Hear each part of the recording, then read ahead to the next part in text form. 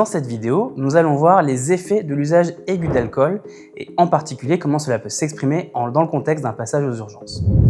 L'intoxication alcoolique aiguë, c'est une situation fréquente aux urgences, parfois banalisée, mais qui peut aller d'une ivresse simple à un coma éthylique avec des conséquences potentiellement graves. Il faut savoir qu'il existe une grande variabilité individuelle. À alcoolémie égale, les effets peuvent être très différents d'une personne à l'autre. L'état clinique dépend de nombreux facteurs, la tolérance, le poids, le genre, l'âge, l'état de santé, la prise associée de médicaments ou d'autres substances. On va distinguer plusieurs degrés de sévérité des symptômes lors de l'intoxication alcoolique aiguë. À dose faible puis moyenne, on va retrouver un effet de désinhibition, un effet euphorisant.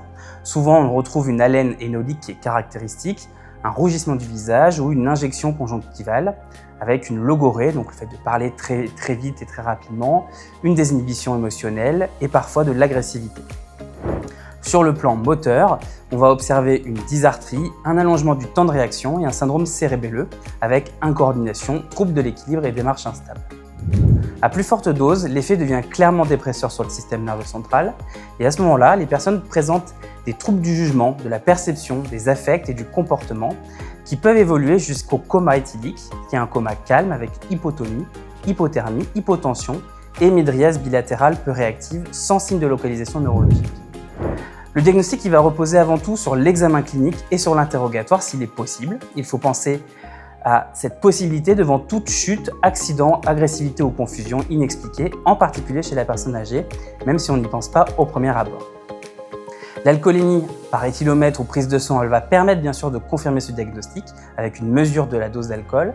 Le retour progressif à l'état normal en quelques heures avec une surveillance et un accompagnement adapté sont aussi des éléments d'orientation qui vont nous aider. Attention, plusieurs diagnostics différentiels doivent systématiquement être éliminés quand on évoque le diagnostic d'alcoolisation aiguë, notamment en cas de troubles de la conscience, de convulsions. On doit penser notamment aux troubles métaboliques, à la prise d'autres substances ou à un traumatisme crânien ou un trouble neurologique autre.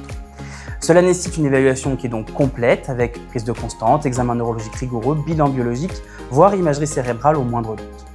En résumé, l'intoxication alcoolique aiguë, c'est un motif classique d'admission aux urgences. Elle peut sembler bénigne, mais elle nécessite toutefois une évaluation clinique rigoureuse, notamment si elle a été à l'origine d'une hospitalisation aux urgences. Ça, c'est pas anodin. Pour détecter un risque vital, identifier d'éventuelles causes associées et ne pas passer à côté d'un trouble plus sévère sur le plan addictologique ou psychiatrique.